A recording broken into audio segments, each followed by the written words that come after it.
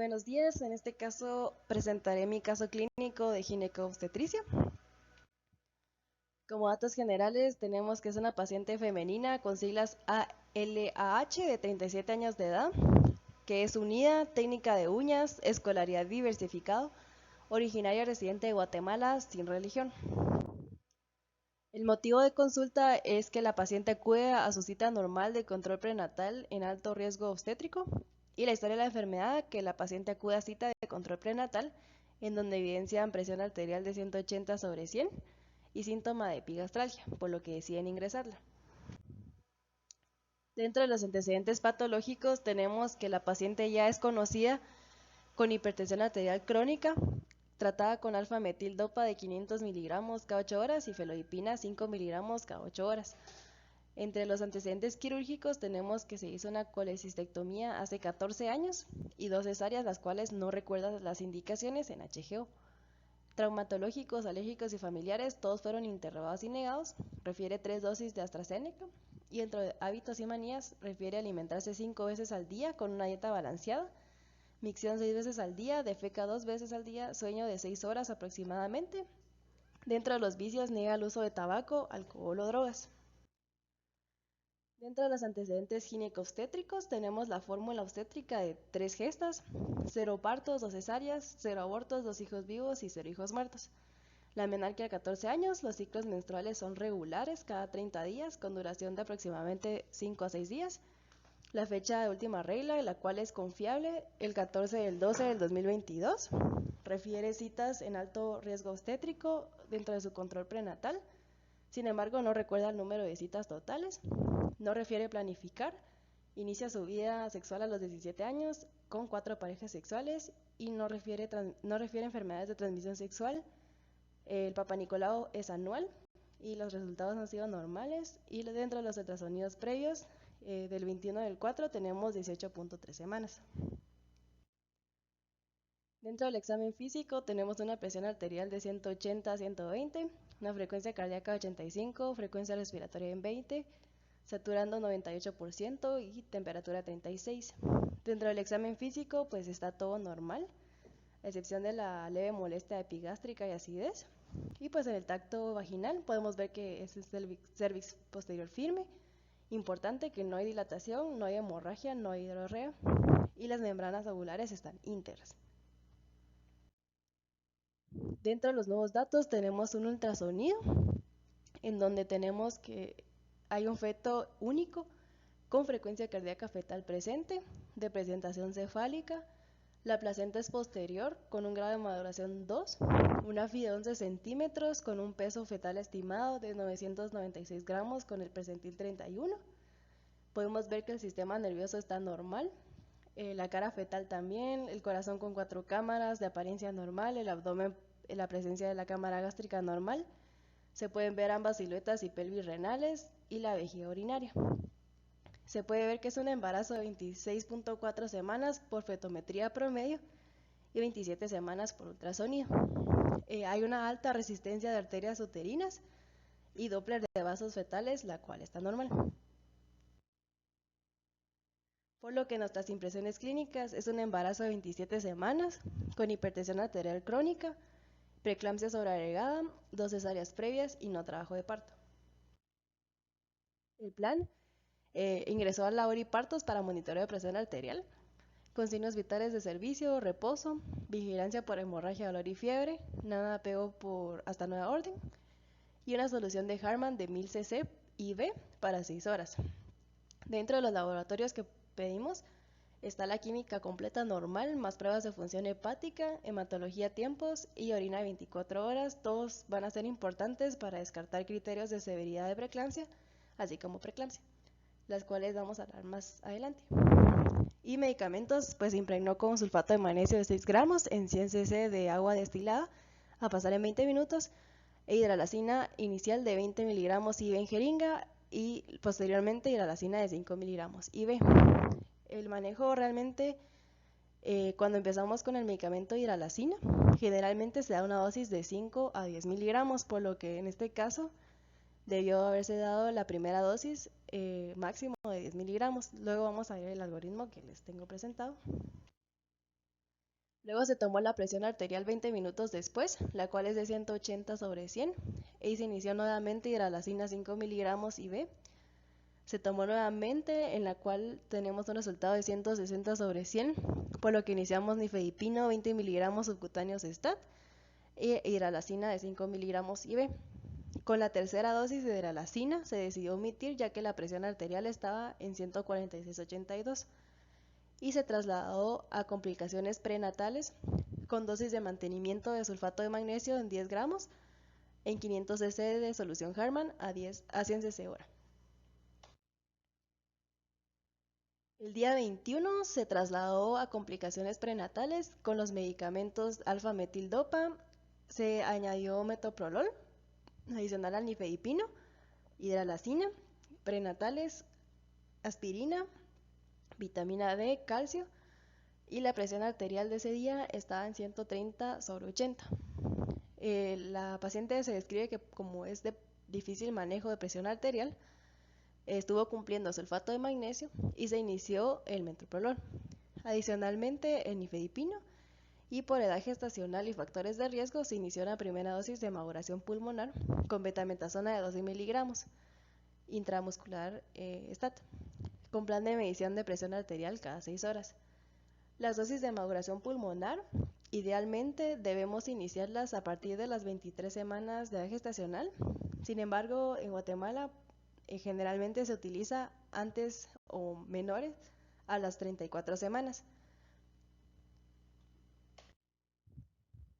Luego tenemos que la química muestra una creatinina en orina de 27.3 y microproteínas en orina de 12.73, las cuales, haciendo el índice de proteína creatinina como parte del criterio de exclusión de la preeclampsia, nos da un valor de 0.46, la cual es mayor al descrito de 0.3 como valor positivo. También le hicimos pruebas de función hepática, que eran las que describimos, y podemos observar que las pruebas hepáticas no superan el doble de su valor normal. La LDH tampoco supera los 700 o 600 miligramos que se tienen como límite, y la creatinina es menor de 1.1. El día 22 se conoce con un embarazo de 27.1 semanas por ultrasonido e hipertensión crónica refractaria. Luego vamos a ver que el examen de orina en proteína de 24 horas no nos indica un valor significativo de proteinuria, así como las pruebas hepáticas descartamos lo que es preeclampsia, por lo que en el servicio se deja como una hipertensión crónica refractaria a tratamiento. Cesáreas previas 2, no trabajo de parto. La presión arterial en 150/95, frecuencia cardíaca 85 y frecuencia respiratoria en 18. El día 22 la paciente refiere leve cefalea, sin embargo no refiere visión borrosa y no refiere epigastralgia. La paciente está clínica y hemodinámicamente estable, con el resto del examen físico normal. El plan es la evaluación con monitoreo de presión arterial, y ya que la paciente persiste con hipertensión, se decide aumentar la dosis de alfa-metildopa a 500 miligramos cada 8 horas. Podemos observar que durante la toma de las presiones cada 6 horas sí se observa una presión arterial alta, por lo que durante el turno, en la última hora de las 19 pm, se toma conducta de colocar dosis STAT de nifedipina 20 miligramos e hidralazina 50 miligramos PO STAT, con lo cual la PA mejora a 135/80. Este es el resultado de microproteínas en orina y las proteínas en orina de 24 horas, las cuales, como les menciono, no están mayores a 300 miligramos de 24 horas como criterio de preeclampsia. Por otro lado, pues también reclamamos lo que es la hematología, la cual está normal, exceptuando las plaquetas que están en 145, están bajas. Sin embargo, las pruebas hepáticas vuelven a estar dentro de límites normales, por lo que solicitamos nuevamente un recuento manual de plaquetas, la cual ya nos muestra un valor real de 202, y también se solicitó un factor de crecimiento placentario, de la cual lastimosamente pues no hay insumos. Luego el día 23 se conoce por 27.2 semanas hipertensión arterial crónica refractaria, las cesáreas y no trabajo de parto. La presión arterial de ese día era en 140/90, con una frecuencia cardíaca de 80 y la frecuencia respiratoria de 16. La paciente refiere sentirse bien, no tiene visión borrosa, no epigastralgia, no cefalea. Y como la paciente está hemodinámicamente estable y no refiere signos premonitorios, se decide la evaluación conjunta con medicina interna, ya que a pesar del cambio de las dosis de alfametildopa y los demás medicamentos añadidos, se nota mejoría leve de la presión arterial, por lo que se quería valorar el egreso de la paciente con sugerencias de medicina interna. Lo que nos sugirió medicina interna fue utilizar alfametildopa como estaba, omitir nifedipino y colocarlo con felodipino de 5 miligramos PO cada 8 horas porque es una molécula más estable, continuar con hidralazina 50 miligramos PO y añadir fenobarbital, ya que la paciente sí refería mucha ansiedad por su diagnóstico y sobre todo por las consecuencias de su embarazo. Y se dio un amplio plan educacional a la paciente sobre la consecuencia de los diagnósticos. Por lo tanto, se decidió el egreso con un plan educacional amplio. La citamos a alto riesgo en una semana y se sugirió llevar a la paciente un control estricto de la presión arterial para cada cita con un cuaderno en donde apuntara cada día su presión arterial, así como su peso diario. También se solicitaron laboratorios de hipertensa y los medicamentos con los que egresó fue con alfametildopa, felodipino, hidralazina, fenobarbital, calcio, vitamina D, prenatales y metformina. Dentro de la revisión bibliográfica tenemos que los trastornos hipertensivos en el embarazo van a ser bastante comunes. Aproximadamente van a afectar de 1 de cada 10 personas y es una de las principales causas de mortalidad y morbilidad maternas prevenibles y tiene un riesgo aumentado de daño de órganos y muerte materna o fetal. Es importante que el reconocimiento y el tratamiento oportuno son cruciales para poder reducir la incidencia de resultados perinatales adversos, los cuales son graves. La hipertensión arterial severa en el embarazo siempre va a considerarse una emergencia médica, la cual se define por ACOG como una presión arterial sistólica persistente de 160 o arriba y diastólica de 110. El accidente cerebrovascular representó más del 60% de las muertes asociadas a hipertensión arterial severa.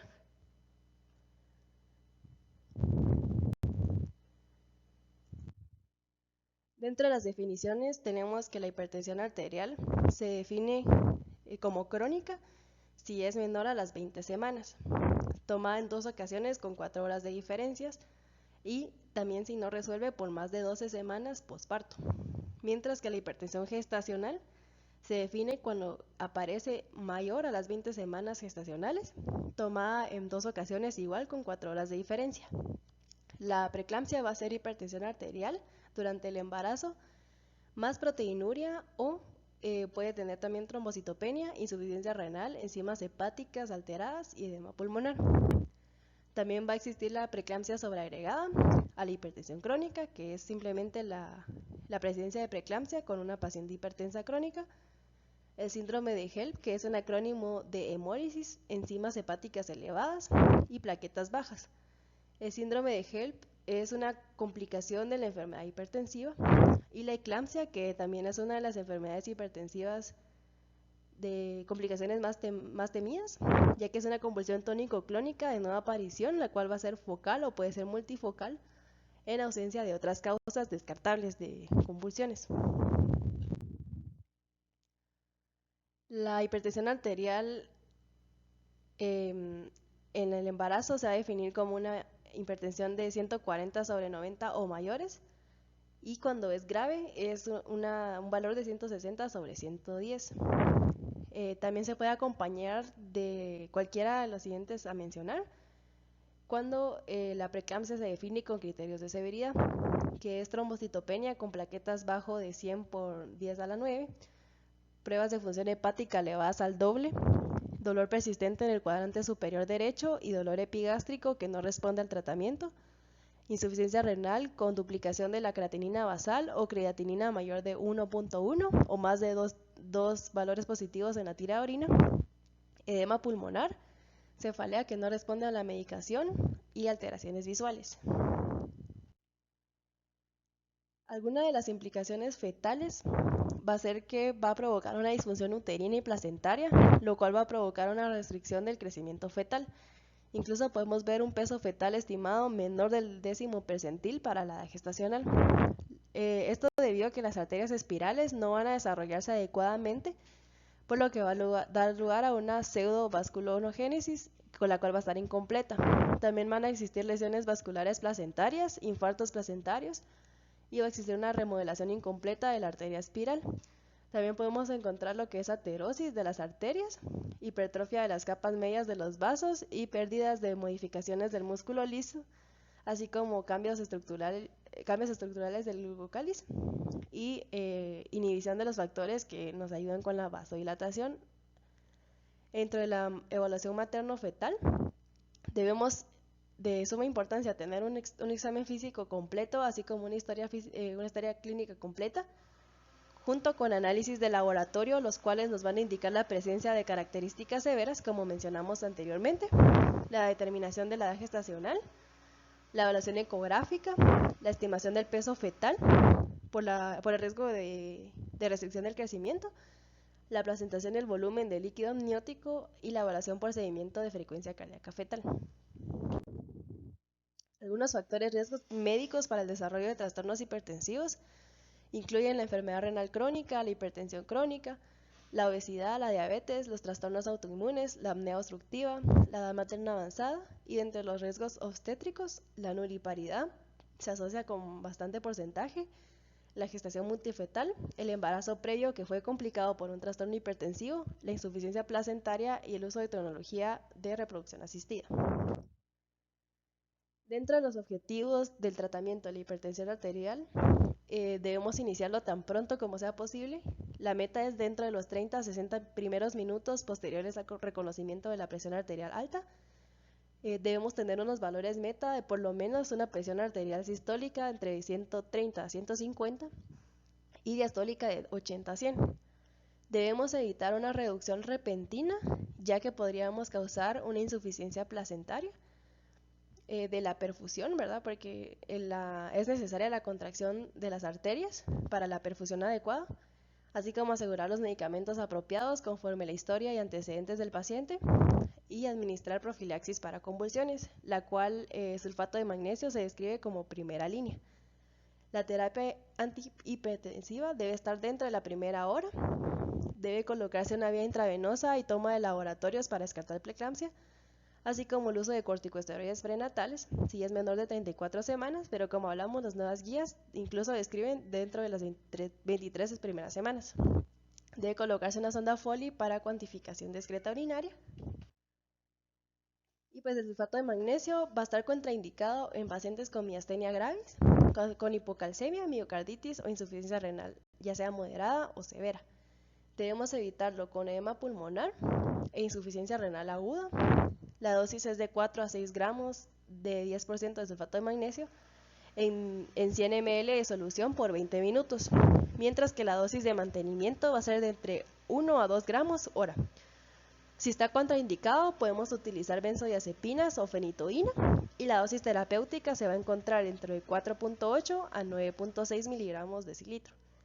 La toxicidad se describe como pérdida de los reflejos profundos, la cual va a aparecer generalmente entre los 9 miligramos decilitro, la depresión respiratoria que aparece a los 12 miligramos decilitro y el paro cardíaco que puede pasar a los 30 miligramos decilitro.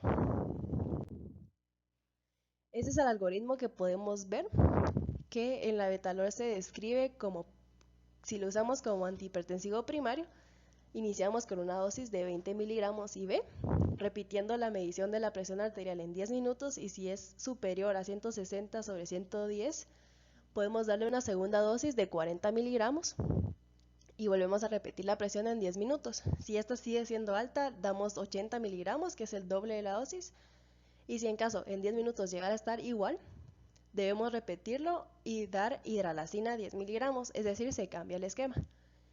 La hidralazina como opción primaria se inicia a dosis de 5 a 10 miligramos, como comentábamos, y en 20 minutos debe medirse nuevamente la presión. Si es persistentemente alta, se dan 10 miligramos más y volvemos a tomarla 20 minutos después. Y si vuelve a estar alta, la podemos cambiar a la betalol de 20 miligramos IV conforme el algoritmo. Y por último, nifedipina, se usa 10 miligramos PO. Igual la volvemos a tomar en 20 minutos y si persiste la presión alta, debemos dar 20 miligramos y volvemos a tomarla 20 minutos después y volvemos a dar 20 miligramos. Si no lograra bajar la presión, podemos convertir la vía hacia la betalol de 20 miligramos. Igual en todos los casos debemos, si llegamos al tope del algoritmo, siempre tenemos que tener una consulta de emergencia a cualquier especialidad que sea materna, fetal, anestesia, medicina interna o cuidado crítico para el cuidado de la vía IV. Estos son algunos de las dosis y comentarios que tenemos de las principales que se utilizan para la presión arterial. Por ejemplo, en la betalol tenemos que evitarlo con personas con asma, enfermedad miocárdica, función cardíaca descompensada y bloqueo cardíaco, mientras que la hidralacina se asocia frecuentemente con hipotensión materna, dolores de cabeza y trazados anormales de la frecuencia cardíaca fetal. Y nifedipino es el que menos efectos tiene, que se observa taquicardia refleja y dolores de cabeza. Las dosis pues son las mismas que acabamos de ver y tenemos que el inicio de acción más rápido es con la betalol. Se puede esperar que durante el parto es el tratamiento farmacológico, no farmacológico a largo plazo que puede mejorar de forma pues fiable la presión arterial, ya que podemos esperar que después del parto va a descender posterior a los niveles previos del embarazo. Si es que persistiera elevada después de la 6ª semana, debemos derivar al paciente para manejo antihipertensivo y cuando hacemos parto por cesárea generalmente se debe reservar solo si está indicado y el parto prematuro hasta las 34 semanas. No debemos retrasar bajo ninguna circunstancia el parto. Si la paciente tuviera, por ejemplo, cefalea refractaria, si tuviera epigastralgia, dolor en el cuadrante superior derecho, si hubieran trastornos visuales, ¿verdad? O cualquiera de las manifestaciones clínicas de gravedad, si tuviera, por ejemplo, una muerte fetal o pruebas fetales no tranquilizadoras, si hubiera eclampsia, por ejemplo, o infarto agudo del miocardio, no debemos de retrasarlo. Si la hipertensión arterial severa no responde a algún agente antihipertensivo elegido, se recomienda el cambio de terapia o la combinación de terapias. Si la presión no responde a 3 dosis de la betalol IV de forma creciente, debemos de administrar la terapia con hidralacina, como lo habíamos mencionado. Si no responde a hidralacina, debemos convertirlo a la betalol o según el algoritmo, y si no respondiera a nifedipina, deberíamos de escalarlo a la betalol IV. Se han planteado múltiples hipótesis y diferentes estudios en donde demuestran que hay un desequilibrio en el metabolismo de prostaciclina y tromboxano A2, que se ha visto que están involucrados en la patogenia de la preeclampsia, lo que va a llevar a resumir que la aspirina es una estrategia estudiada de la prevención de la preeclampsia, ya que inhibe preferencialmente el tromboxano A2 y se ha visto los mejores resultados antes de las 16 semanas de gestación. Algunos metaanálisis también sugieren la administración de suplementos con vitamina D, calcio, por ejemplo, también, que se ha visto que reducen el riesgo de preeclampsia, así como la metformina. También se ha visto una asociación inversa entre una mayor concentración sérica y menor probabilidad de desarrollar preeclampsia, menor peso y longitud al nacer.